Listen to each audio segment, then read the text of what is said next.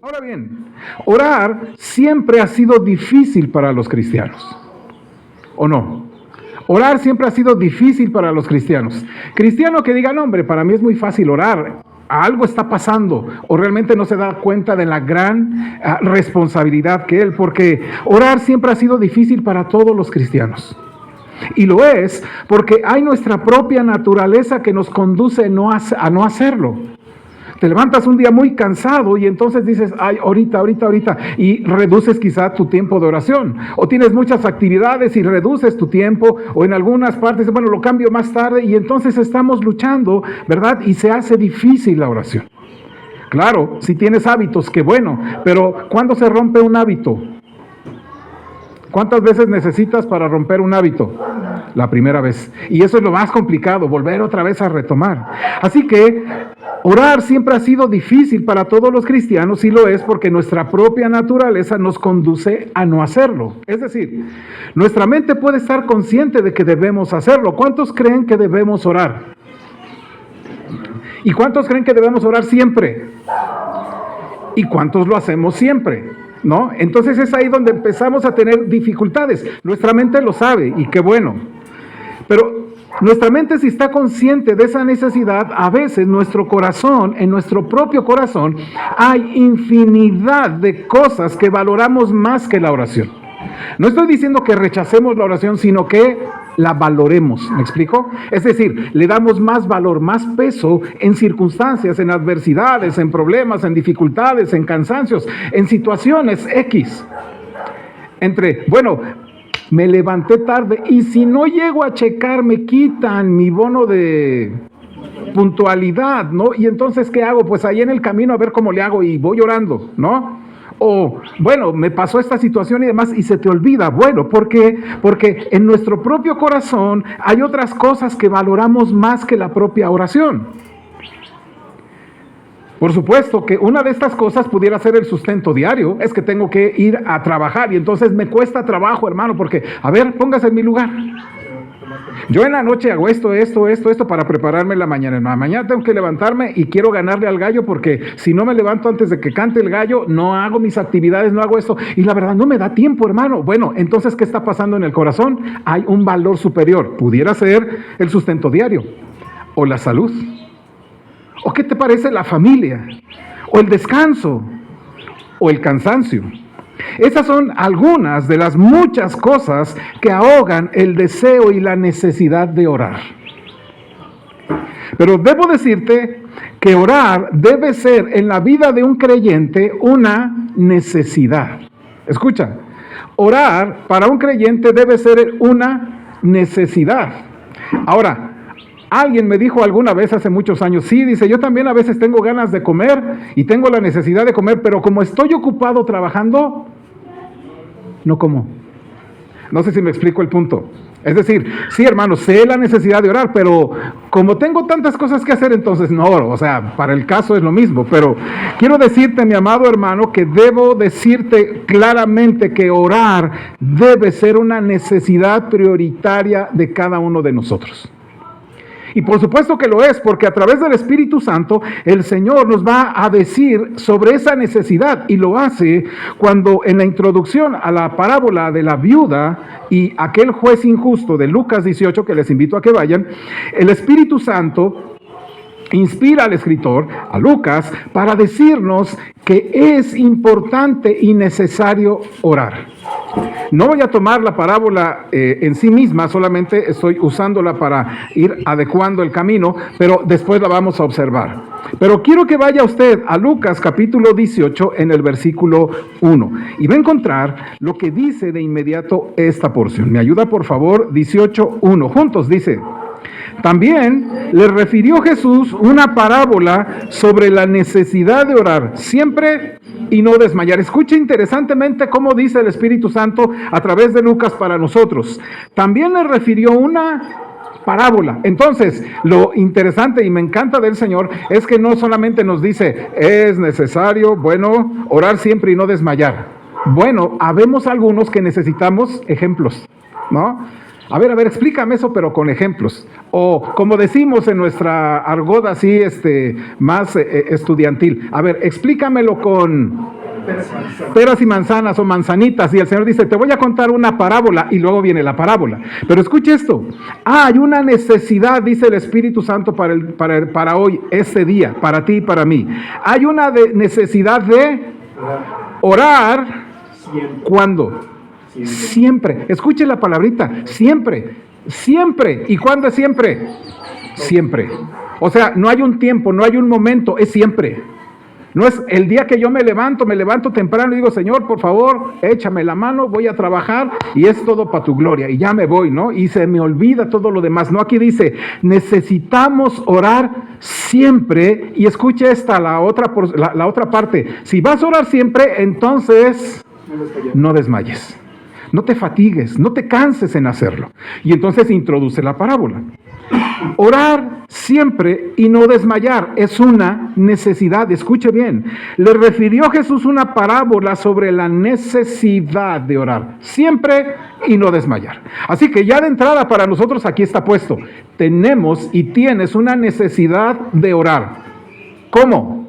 Siempre y sin desmayar. Ahí están los dos elementos que el Señor nos está poniendo el día de hoy, ¿va? Hay una necesidad. Entonces yo te pregunto, ¿estás consciente de esa necesidad? ¿La sientes desde tu ser? ¿La sientes? Es decir, te da en el corazón te mueve decir, necesito orar. Por lo tanto, entonces, deberíamos entender que hay una necesidad de orar. Y, a ver, dígame, hay una necesidad de orar y no desmayar. Que eso quede en nuestras mentes, hermanos, que no te canses de hacerlo. Ahora, es tan relevante estar tan consciente de ello, hermano, que esta parábola es precisamente el fruto, es decir, es un ejemplo de lo que el Señor ha venido hablando en el capítulo anterior. No puedes entender, bueno, pudiéramos entender la parábola, pero el contexto general, el contexto que está inmediato a la parábola de la viuda y el juez injusto, es un contexto muy interesante para nosotros, porque ¿sabe de qué trata el capítulo 17, sobre todo el versículo 20 al 37? Habla de la venida del Señor. Entonces, es tan relevante entender esta parábola y lo que el Espíritu nos dice hoy acerca de la necesidad de orar siempre y no desmayar, porque esta parábola comienza cuando el Señor Jesucristo haya hablado de su segunda venida. ¿Estás preparado para ello? Lucas capítulo 17, por favor.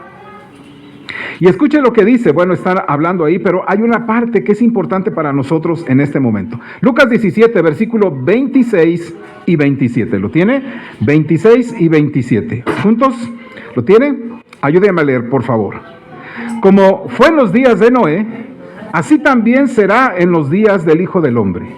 Comían, bebían, se casaban y se daban en casamiento, hasta el día en que entró Noé en el arca y vino el diluvio y los destruyó a todos. Entonces nota usted que aquí está algo que el Señor está diciéndonos inmediatamente antes de llegar con la idea de aquella o de la parábola, explicándonos acerca de la necesidad de orar siempre y no desmayar. ¿Por qué? Porque hay una necesidad tremenda. El Señor viene, hermanos.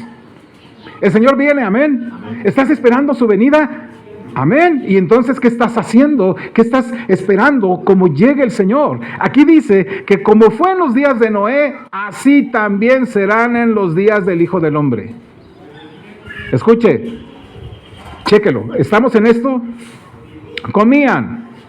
¿Sí? ¿Has visto a la gente? Hoy día está más visible lo que la gente come o no. Sí. O sea, tú solamente métete a TikTok, Instagram, todos esos no los veo, no es que yo los esté viendo todo el día, pero ¿qué es lo que hace?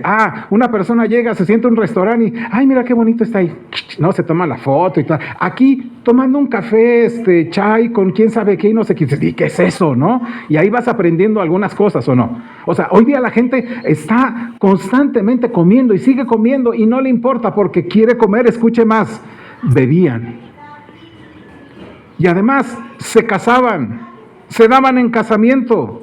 Es decir, dice aquí que los días previos a la venida de Cristo serán como los días previos a esas catástrofes o esa catástrofe del diluvio, a ese juicio de Dios del diluvio. Antes de la destrucción, las personas estaban llenas de una vida ocupada y ordinaria. No les importaba lo que estaba pasando. Ellos comían, bebían, se casaban, daban en casamiento. Estaban en una vida ocupada y ordinaria. Y tú estás también así. ¿Vives en esa vida ocupada y ordinaria como todos?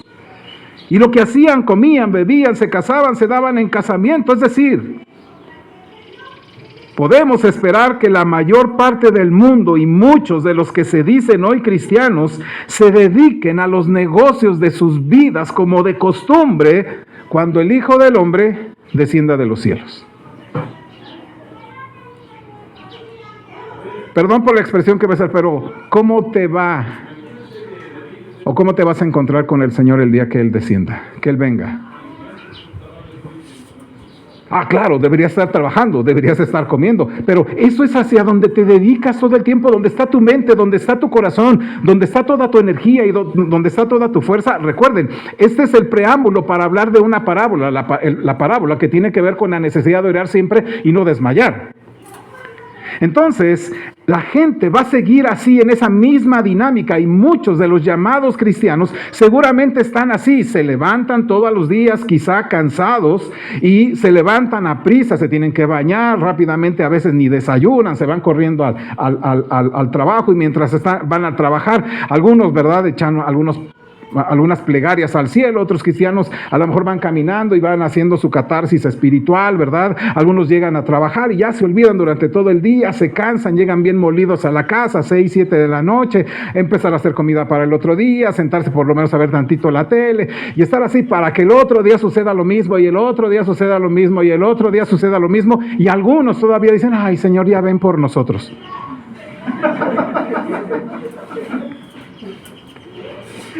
Así está el mundo hoy y me temo que muchos también estamos así. Y luego el Señor hace otra cosa, versículo 28, capítulo 17. ¿Lo tiene? ¿Qué dice ahí? Asimismo, como sucedió en los días de Lot, comían, bebían, compraban, vendían, plantaban, edificaban. Esto es lo que sigue haciendo el mundo, ¿no? ¿Sí? El Señor nos advierte precisamente de la misma característica que pasó en el tiempo de Lot. ¿Recuerdan qué sucedió con la época de Lot? ¿Qué vino ahí? Un juicio de Dios sobre Sodoma y Gomorra y las otras ciudades. Esas ciudades fueron destruidas del todo. ¿Y qué hacía la gente? Aquí dice, mire, como en los días de Noé, asimismo como sucedió en los días de Lot, es decir, antes de que la ciudad fuera destruida, la gente ¿qué hacía? Comía, bebía, ¿qué más hacía? Compraba, vendían, plantaban, edificaban, se metían en internet, ¿verdad? Estaban bien entregados a lo que están haciendo y seguimos estando en las mismas circunstancias y en las mismas adversidades. Y es precisamente, mi amado hermano, es que ahí deberíamos tener mucho en cuenta cómo estamos hoy en nuestra vida de oración. Y creo yo que la parte más álgida antes de entrar a esa parábola es el versículo 32 de Lucas 17. ¿Me ayuda por favor? ¿Qué dice el versículo 32? Acordaos de la mujer de Lot. Ahora, el Señor, esta es una gran advertencia, hermanos. O sea, el Señor nos está diciendo, yo vengo. Y parece que el mundo sigue estando como estaba en aquel tiempo de Noé y la época de Lot. En las mismas cosas, en las mismas situaciones. Es decir, comían, bebían, se casaban, se daban en casamiento, bebían, compraban, vendían, plantaban, edificaban. Sigue estando el mundo igual y muchos llamados cristianos y los cristianos están envueltos en esa cuestión, ¿verdad? Pero el Señor termina diciendo esto, acuérdate de la mujer de Lot. ¿Te has acordado de la mujer de Lot últimamente? ¿Cuántos saben quién era la mujer de Lot? ¿Cómo se llamaba? ¿Cómo? La mujer de Lot, ¿verdad? ¿Cómo se llamaba la mujer de Lot? La mujer de Lot, ¿verdad? ¿Y qué le pasó? ¿Recuerdan qué le sucedió a esa mujer? Se convirtió en sal porque volteó hacia atrás y vio, ¿qué cosa?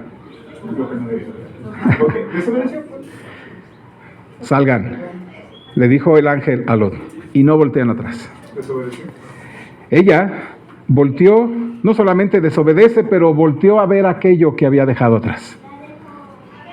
El Señor te advierte que no seas como esa esposa de Lot, es decir, a la hora de la crisis, a la hora de las situaciones difíciles, estamos muy inclinados a voltear hacia esas cosas del mundo, a buscar ahí nuestra esperanza, a buscar ahí nuestro corazón, a buscar ahí lo que hemos perdido, lo que hemos dejado, lo que nos ha costado, y volteamos hacia atrás. Entonces, es retroceder a un anhelo que antes teníamos. Y escuche bien, cuando tú pones tu corazón en lo que está allá atrás, en el mundo, en lo que está por ser destruido, que es nuestro mundo, porque hermano, este mundo va a ser destruido. ¿Cuántos saben que este mundo va a ser destruido? ¿Por qué? ¿Qué elemento va a ser destruido aquí? ¿Cómo? Por fuego, ¿verdad? Todo esto se va a quemar, no va a existir esto ya más. Dios va a crear un cielo nuevo y una tierra nueva, pero escucha esto, todo lo que tienes va a quedar atrás. Todo por lo que has trabajado. El punto, mi amado hermano, es que el Señor te advierte que no retrocedas en ese anhelo, porque quien retrocede no es apto para el reino de los cielos. No lo es. Entonces, de ahí la urgencia y la necesidad de ¿qué? De orar siempre y no desmayar. Eso debe estar claro en nuestras mentes. Porque al final de la parábola del juez injusto y aquella viuda, el Señor hace una nueva advertencia.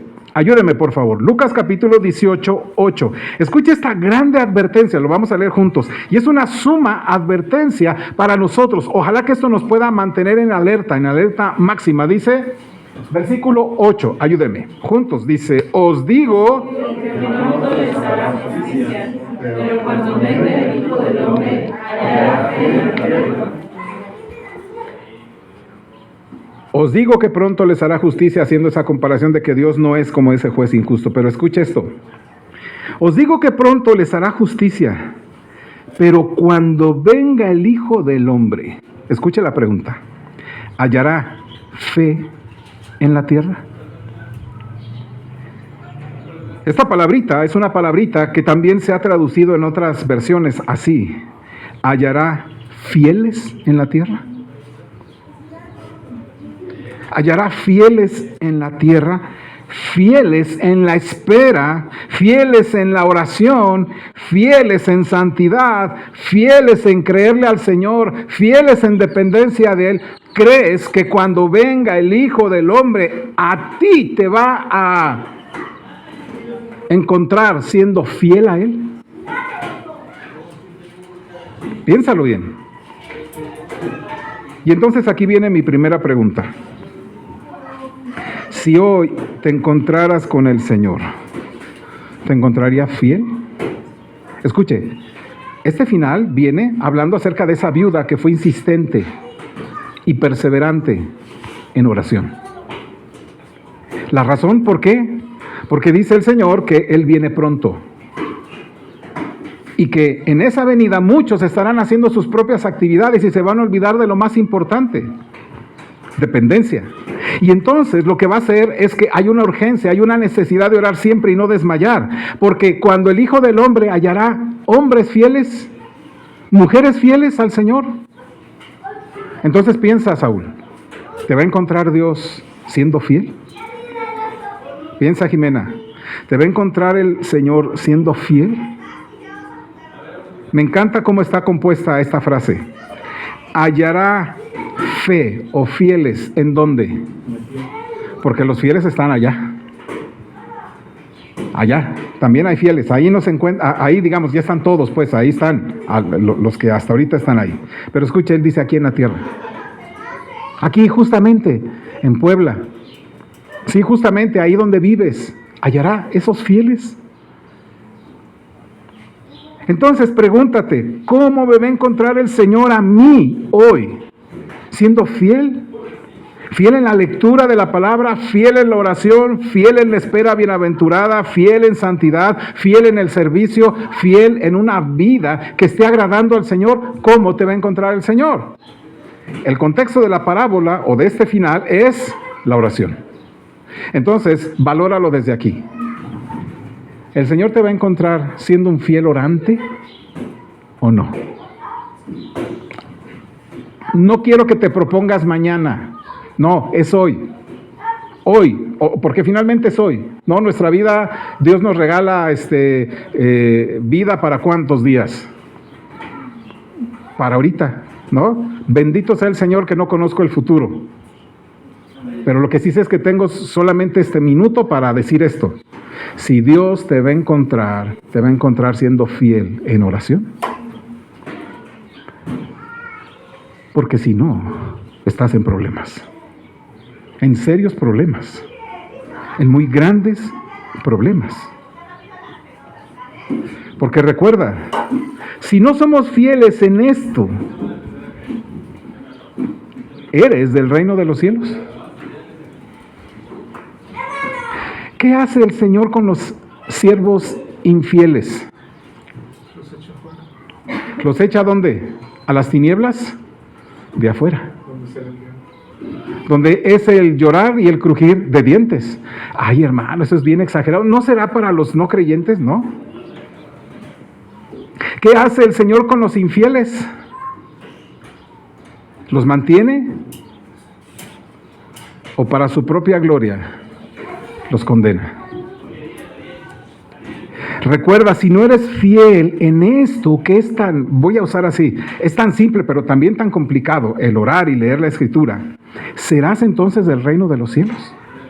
¿Notan la importancia entonces de lo que el Señor dice, orar siempre y no desmayar?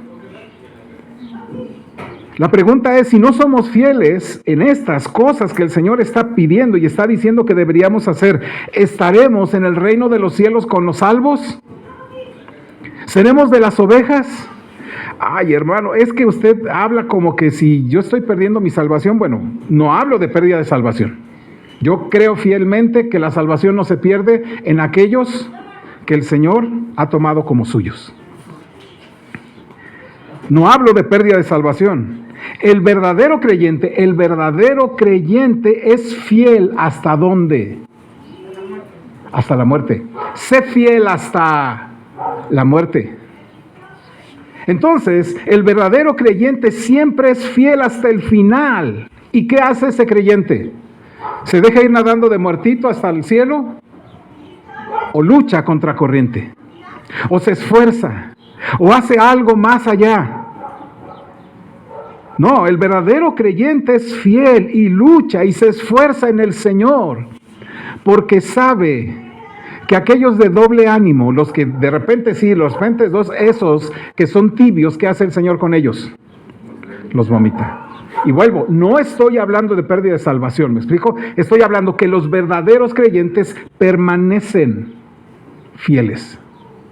Los que no, son como esa planta que dice, bueno, como esa semilla que cae en una tierra y cae en esa tierra, ¿y qué hace que esa tierra pase? Bueno, esa semilla que es, decimos, la palabra de Dios.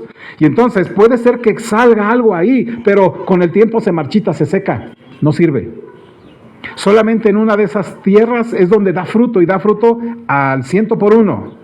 En todas las demás probablemente ha dado unos pequeños frutillos, unos pequeños brotes, pero finalmente se seca, por lo cual significa que no es buena tierra. Entonces, quienes no son del Señor simplemente no les causa ninguna preocupación. No les causa ninguna preocupación, o si les causa alguna preocupación, son preocupaciones de días. Son preocupaciones de horas. Pero es gente negligente, gente que no se esfuerza, gente que no está consciente de la necesidad de orar siempre y no desmayar. Esos no son del Señor. Simplemente son gente que ha aprendido fórmulas, que ha aprendido decir algo, que ha aprendido en la mente que diciendo algo, así como alguien decía, mágicamente va a cambiar el mundo. No es así.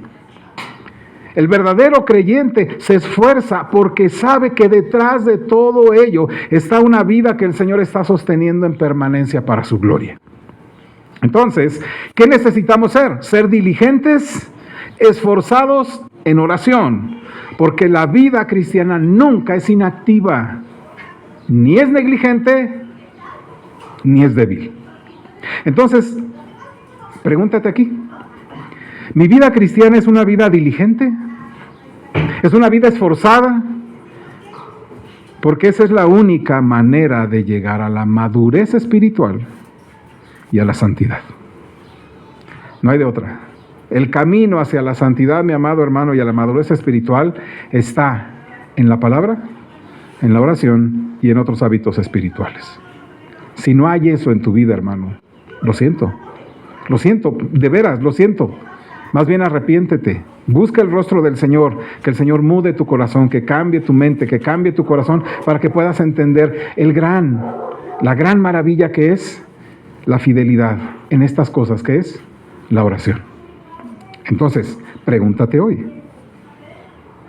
Por eso, mi amado hermano, que la diligencia y el esfuerzo en las cosas santas sea tan importante para el verdadero creyente.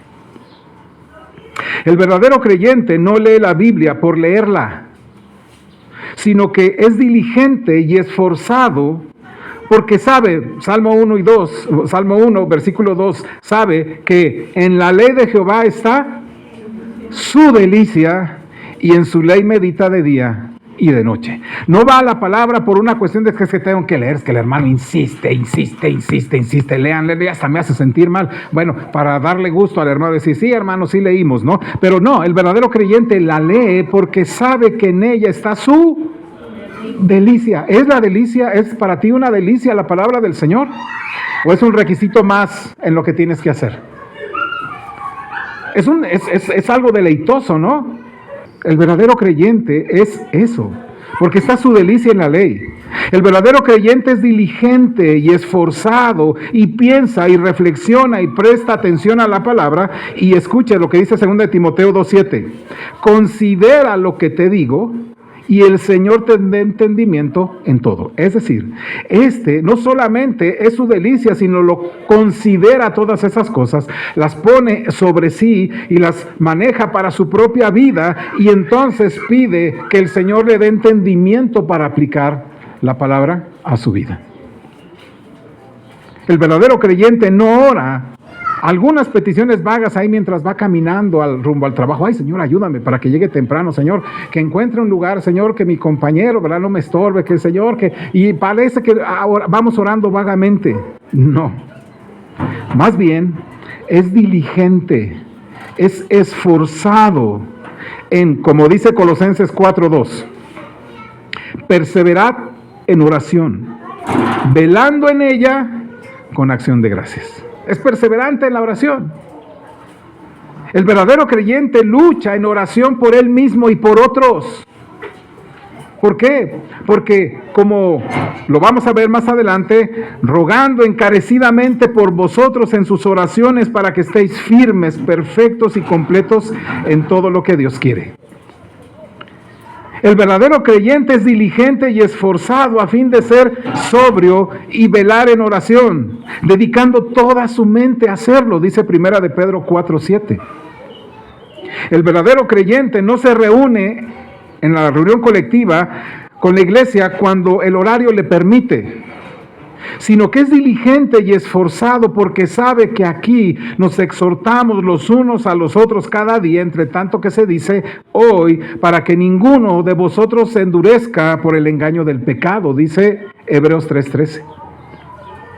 El verdadero creyente es diligente, es esforzado para cuidar el encontrarse con sus hermanos en la fe y hermanas, y considera lo profundo de las palabras del mandamiento de Hebreos 10:25 que dice, no dejándonos de congregarnos como algunos tienen por costumbre, sino exhortándoos, y tanto más cuando veis que aquel día se acerca. Entonces, como ves, la vida cristiana es de esfuerzo, de trabajar y de luchar. Es decir, ¿usted ha visto alguna vez alguna hoja? Si viene el río hacia abajo, usted pone la hoja y la hoja sube. Una hoja de árbol se sube así y ya llega hasta el otro lado. ¿Verdad que no? Bueno, ninguna hoja se desplaza hacia arriba y ningún cristiano se desplaza hacia la madurez y la santidad sin esfuerzo. Los cristianos somos como los salmones. ¿no? Después que nos dijeron eso, ¿los ha visto nadar contracorriente? Y brincan y hacen, ¿no? Y en medio de todo eso ahí hay osos, ¿verdad? Que lo que hacen es con la garra aquella tremenda están queriendo agarrar. Pero ¿qué hace el salmón? Brinca, ¿no? Y brinca y brinca. Nada contracorriente. ¿Y tú qué haces, hermano? ¿Eres como la hoja que pues a ver a dónde va? ¿O eres como el salmón que se está esforzando, que trabaja, que lucha por la madurez? Sí, entiendo, hermano. 1 Corintios 16:13 busque. Si la carne es demasiado débil, el diablo es demasiado engañoso y además el mundo es demasiado atractivo. Lo cierto es eso. Pero cuando se trata de nuestra madurez y santidad, el Espíritu Santo nos está hablando a través del apóstol Pablo en este mandato que fue dicho hace más de 2000 años. Y ese mandato sigue siendo el mismo. Esfuérzate. 1 Corintios 16:13, por favor. Dice así. ¿Lo tiene? Ayúdame. Fuerte. Juntos. Velad. Estad firmes en la fe. Portaos varonilmente y esforzaos. Esto es el tenor de la vida cristiana. Vela. Está firme en la fe. Pórtate varonilmente y esfuérzate. Esto es algo que el cristiano tiene que hacer. Y yo te pregunto, mi amado hermano, ¿este es un texto que está puesto en tu mente? Ah, caray, tengo que velar, tengo que estar firme en la fe, tengo que portarme varonilmente, tengo que esforzarme. Eso es la vida cristiana, eso es, los verdaderos creyentes están haciéndolo ahí todo el tiempo. Ahora, entrando propiamente ya en la reflexión, que no va a ser tampoco mucho tiempo, quiero que tú puedas entender esta razón, mi amado hermano. Hay una necesidad de orar siempre y no desmayar. Cristo viene, ¿encontrará fieles? ¿Me encontrará fiel? Entonces, para ser un fiel necesito esforzarme. Necesito trabajar, necesito luchar por mantenerme fiel en Cristo. Porque solamente los valientes, ¿qué hacen en la Biblia? Dice, solamente los valientes arrebatan. Solamente esos son los que entran. Los cobardes y los incrédulos, esos son echados al infierno. Entonces quiero que tú notes juntamente conmigo, mi amado hermano, la necesidad de hacerlo y orar. Ahora bien, existe casi una idea aceptada por todos, en el sentido de que si estás orando adecuadamente, si eres espiritual en orar, entonces orar es la cosa más sencilla del mundo. ¿Quién cree que orar es la cosa más sencilla del mundo?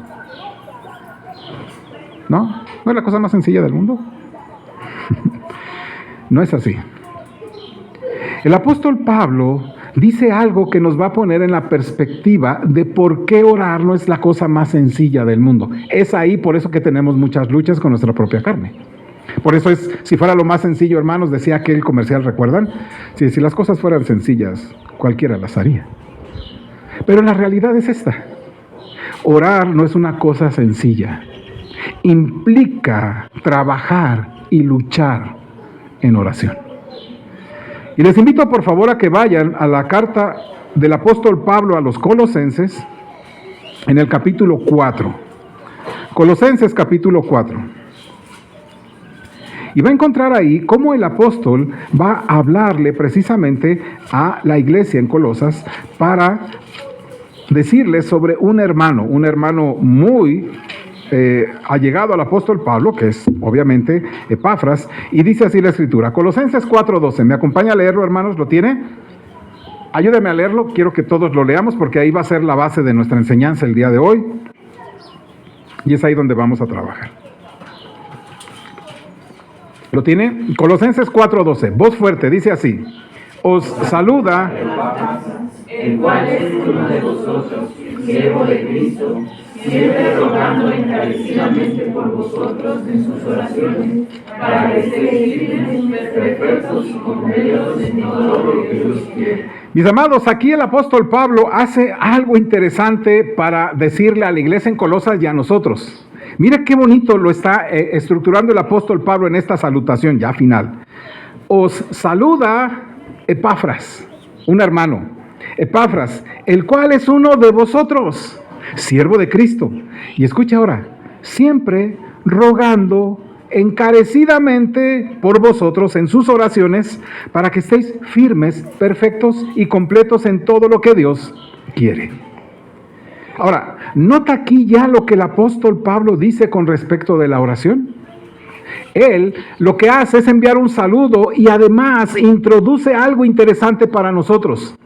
Encuentras a un hermano que está orando y nos dice, miren, este es un ejemplo de quién y cómo deberíamos orar. Epafras está rogando, ¿cómo? Encarecidamente, escuche, siempre rogando encarecidamente por vosotros en sus oraciones. La frase que está ahí traducida en nuestra versión 60 es correcta, pero la palabra original en griego es una palabrita que usted ya conoce. Esa palabrita es esta palabra, agonizar. ¿Conoce esa palabra de agonizar? ¿Qué es eso de agonizar?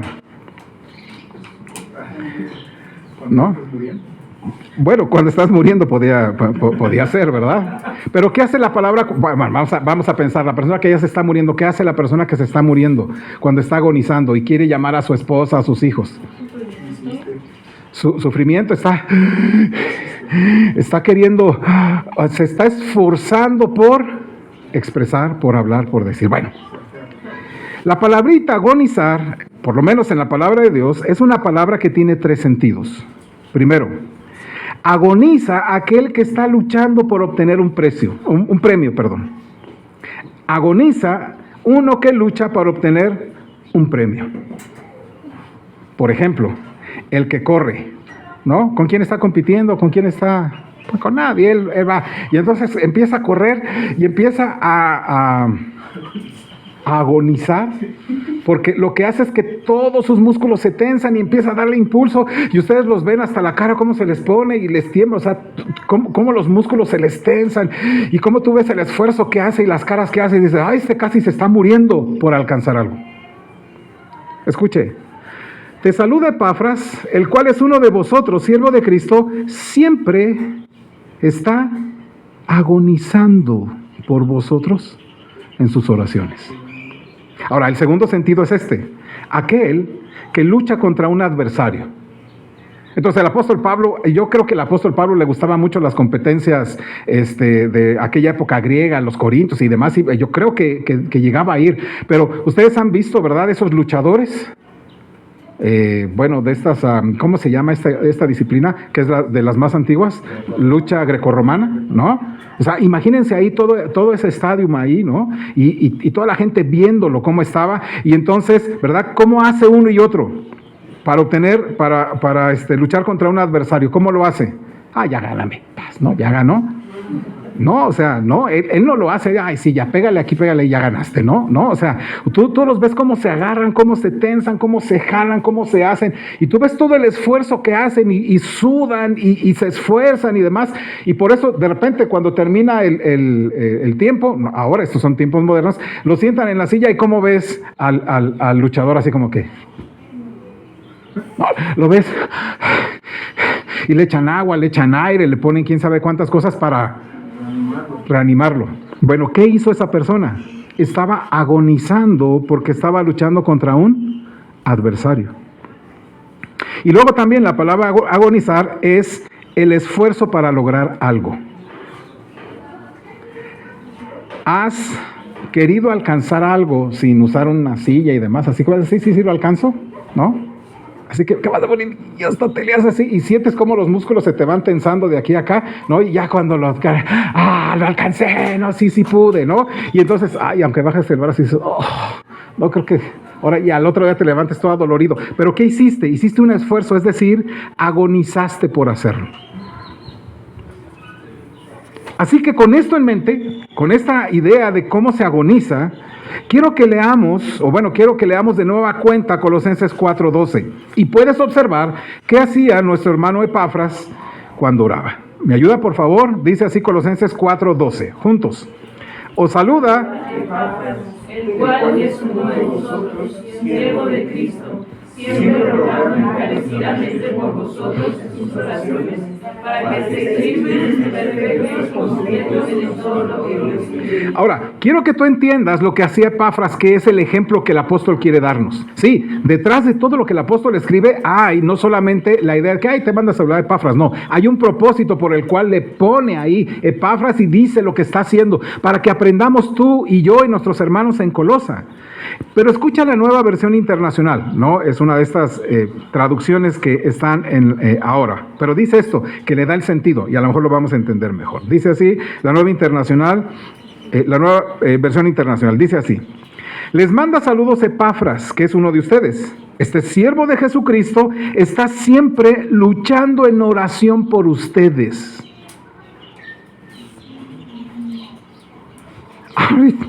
Eso a mí me impresiona, porque dice, está siempre luchando en oración por ustedes. Siempre está luchando en oración por ustedes. Y yo te pregunto, hermano, ¿estás tú luchando en oración por tus hijos? Olvida a tus hijos. ¿Estás luchando en oración por ti? ¿Por tu vida? ¿Cómo puedes orar por tus hijos si no estás orando por ti, pues? ¿No? ¿Cómo puedes orar por la salvación de tu padre, de tu madre, si no estás orando por ti? Pero escucha esto, este hermano Epafras está luchando en oración por ti, o por ellos, o por ustedes, por los de Colosas. Escucha, es un hombre que está postrado ahí. Epafras siempre lucha en oración. Y yo te pregunto, mi amado, ¿estás haciéndolo? ¿Estás luchando en oración? Ahora la pregunta sería ahí, bueno, hermano, ¿y qué es eso de luchar en oración? Porque ya nos dijo que puede ser ahí que estoy corriendo ahí haciendo algo, me estoy luchando contra alguien o quiero alcanzar algo. ¿Qué es eso? ¿Qué es lo que está haciendo Epafras que yo no hago? ¿Qué es lo que está haciendo Epafras que no haces tú y que no hago yo? Volvemos otra vez a leer 4:12 de Colosenses, por favor. Ayúdeme, dice así juntos.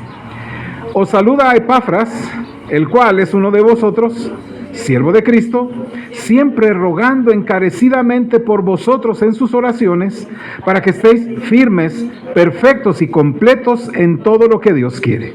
Entonces, la primera cosa que te encuentras es que ¿de dónde era Epafras? Para entender el texto. ¿De dónde era Epafras?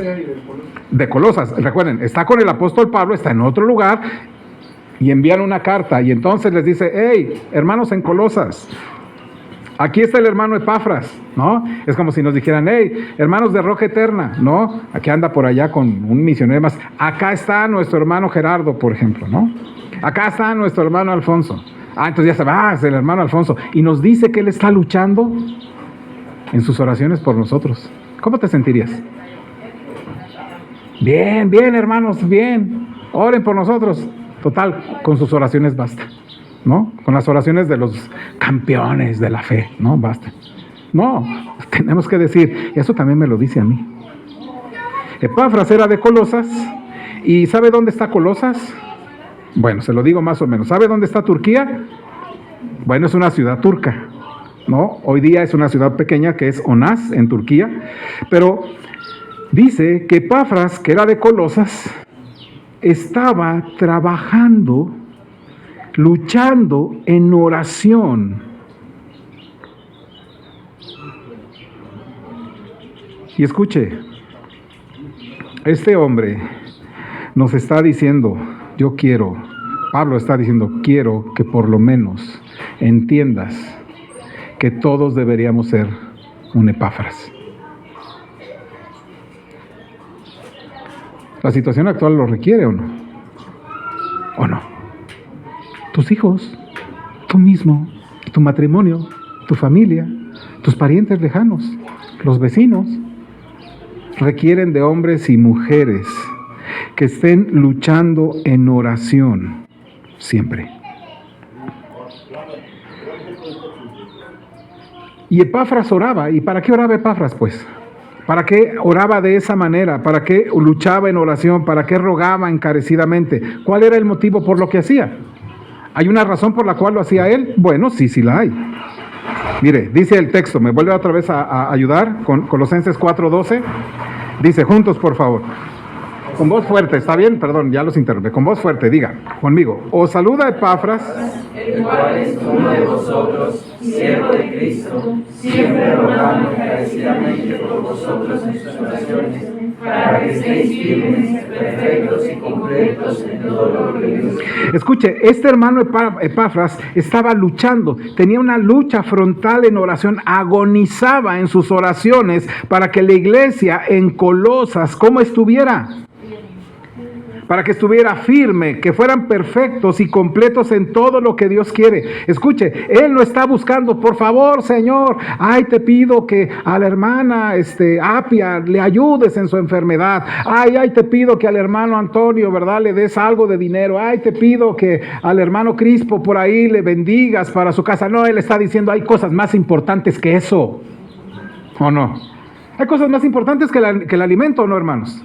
Y deberíamos constreñirnos en el corazón y decir al Señor, quiero, mi Padre Celestial, orar, esforzarme, agonizar, porque mis hijos te conozcan, porque mi Padre venga a ti, porque mis hermanos en la fe crezcan, porque mi vida cambie, porque la perspectiva de lo que yo tengo ahora con respecto a las cosas sea tan banal que te vea solamente a ti como mi provisor, y no simplemente estar orando por cosas tan pequeñas y sencillas, mi amado hermano. ¿El Señor puede darnos alimento? Hermanos, ¿el Señor nos puede dar alimento? Sí, y si el Señor te da alimento, hermano, entonces ¿para qué estás pidiendo tanto por el alimento? Pide para confiar más por el Señor, pide para que tu fe sea mayor, pide para que tú puedas confiar en Él, para que tu orgullo cambie, para que tu ser entero se entregue al Señor, para que aquellas cosas que parece que son lo más importante dejen de serlo y sea el Señor realmente a donde quieras buscar. Pero ponemos nuestra mirada en lo que simplemente vemos y eso no se llama fe. Mi hermano Epafras está orando por cosas superiores. Escuche, él está orando para que ellos estén plenamente convencidos, se mantengan fieles y cumplan en todo la voluntad de Dios. Porque el hermano Epafras seguramente sabía que debemos buscar el reino de Dios y su justicia. ¿Y todo lo demás? ¿Qué sucede? ¿Sabes ese texto? ¿Y entonces qué estás buscando hoy? Entonces la respuesta que Epafras en sus oraciones es que esos creyentes en Colosas sería que estuvieran firmes, permanentes, maduros, que estén completos, seguros del favor de Dios, la voluntad de Dios de sus vidas, mientras vivan en la vida cristiana.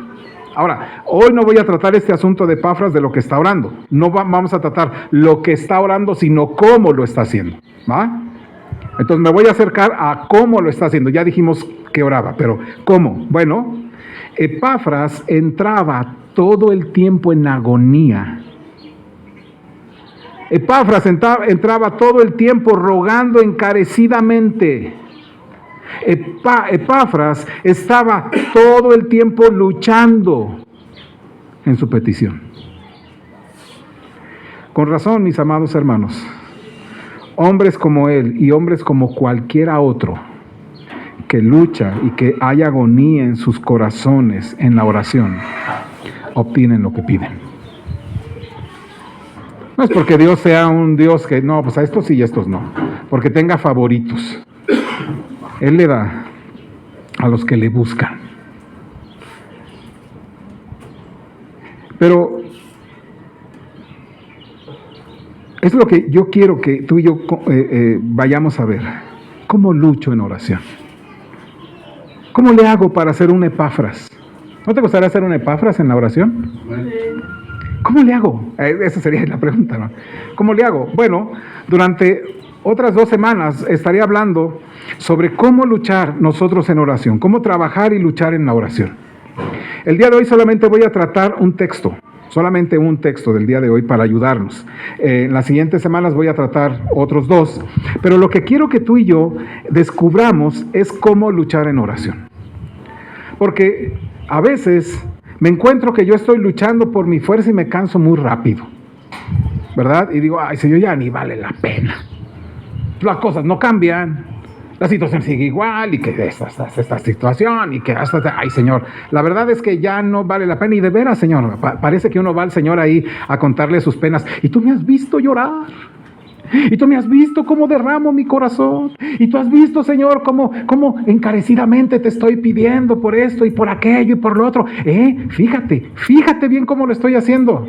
Y el Señor me dice, oye, te hace falta ser más como la viuda, más que seguir periqueando.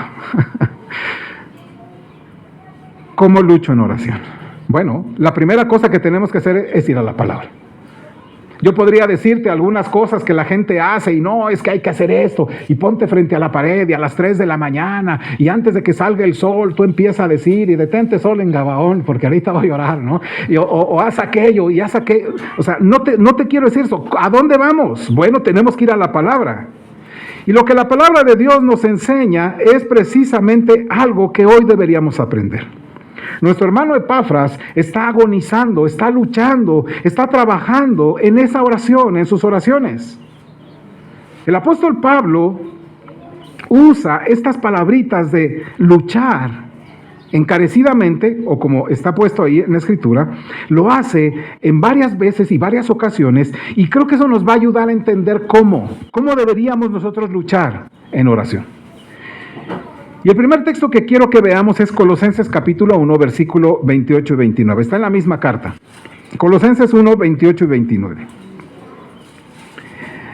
Cuando veas el contexto que es para entender lo que está pasando con Epafras, entonces inmediatamente lo vas a aplicar a ti. Colosenses capítulo 1, versículo 28 y 29.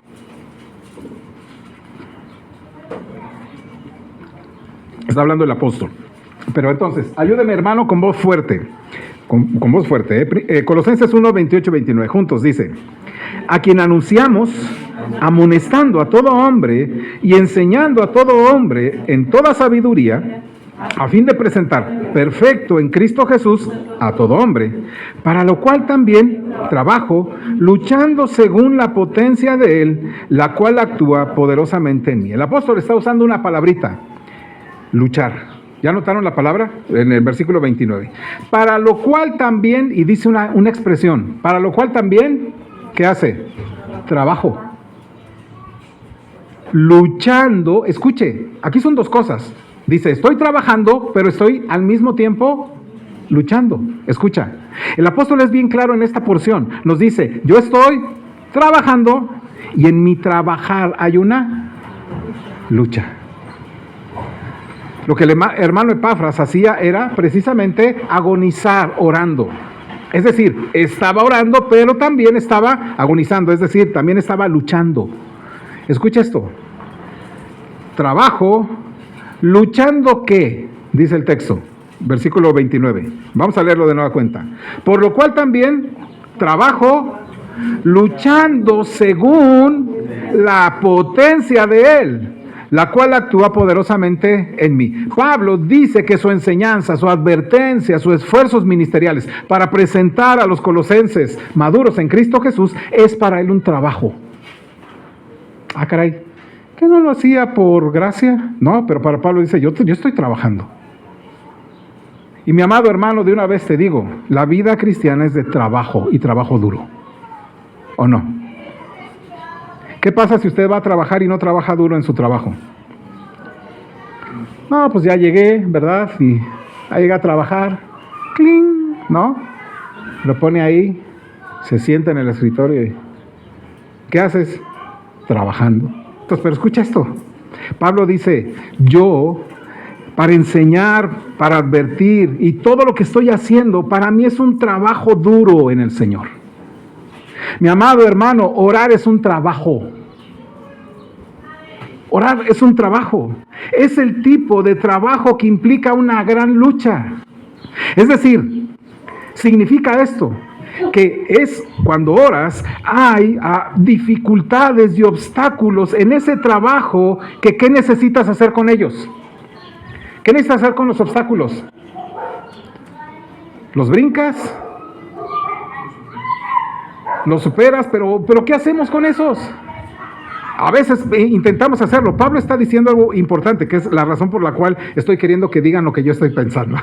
Pero escuche, por lo cual también trabajo, luchando según la potencia de Él, la cual actúa poderosamente en mí. ¿Para qué? Para amonestarlos y enseñar a todo hombre con toda sabiduría, a fin de presentarlos perfecto en Cristo Jesús. El apóstol está diciendo, lo que estoy haciendo es precisamente luchar, trabajar tan duro, que cualquier obstáculo que veo en sus vidas o para sus vidas, lo que estoy haciendo no es darle la vuelta y decir, hey, por aquí está el caminito, pásale por aquí, mira, hazte así, pásale. No, dice, yo lo estoy moviendo, lo estoy empujando, lo estoy sacando del camino.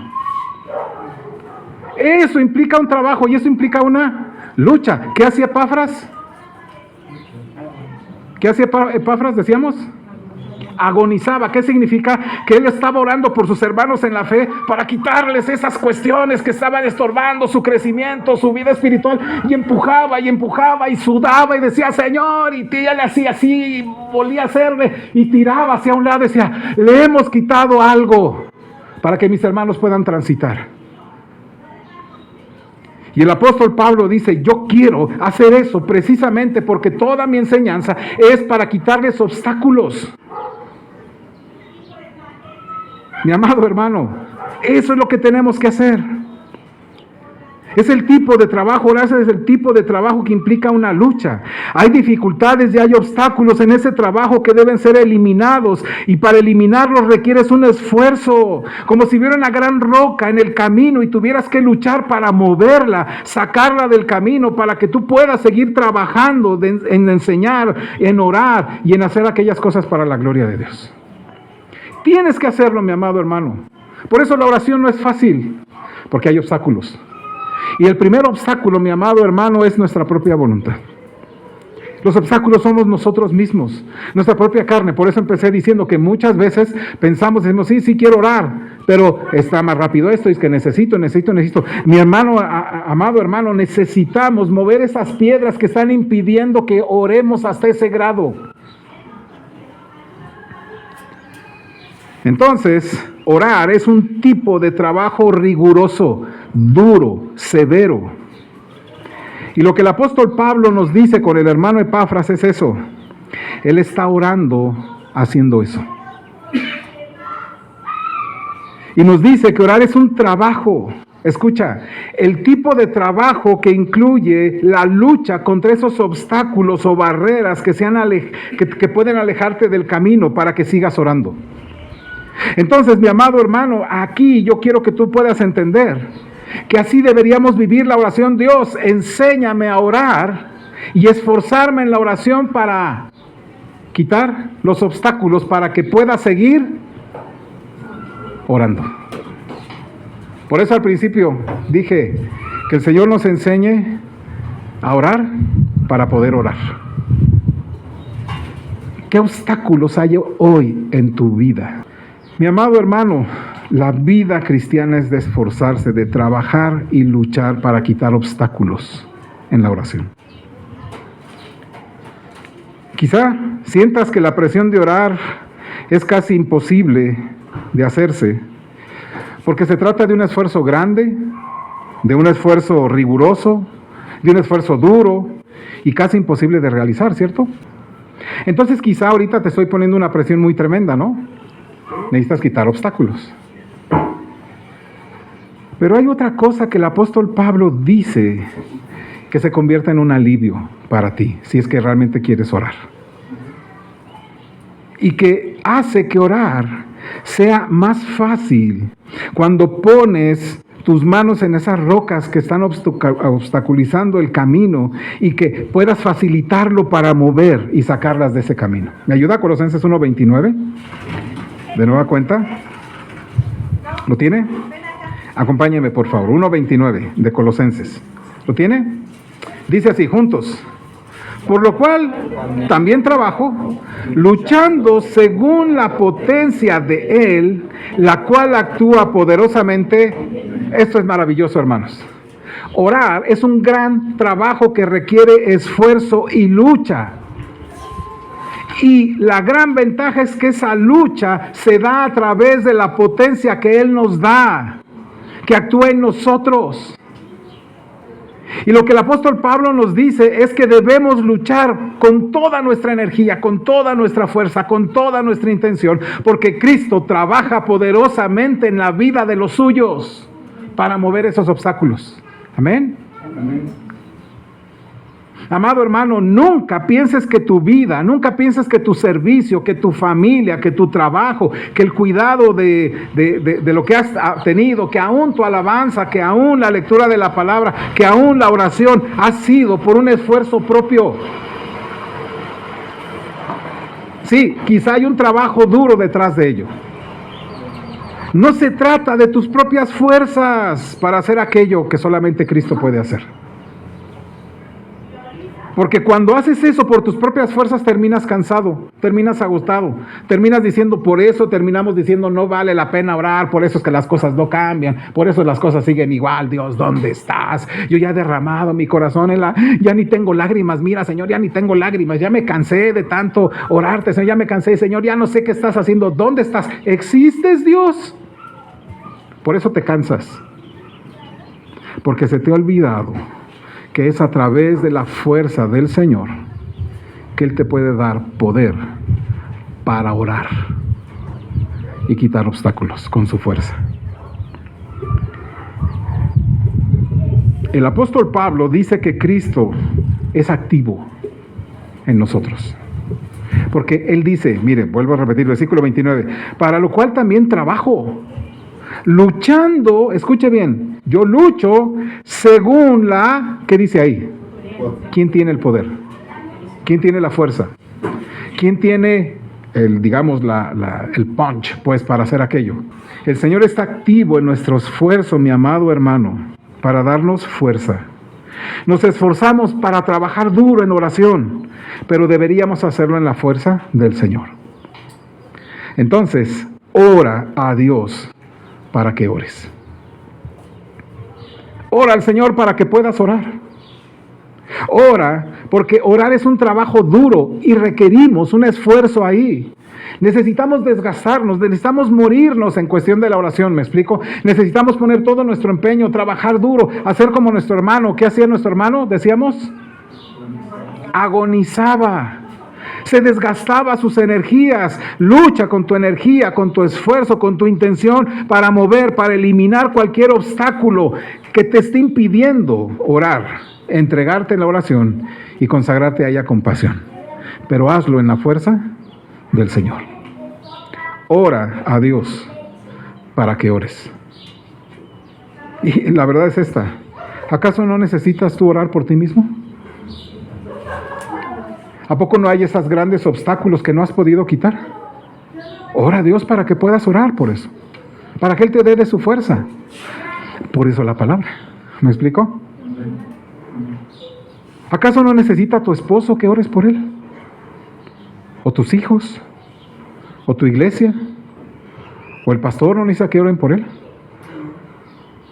¿Acaso no necesitas orar por tus parientes? Si es así, entonces lucha, desgástate, esfuérzate, agoniza en oración, que Cristo trabajará poderosamente en ti.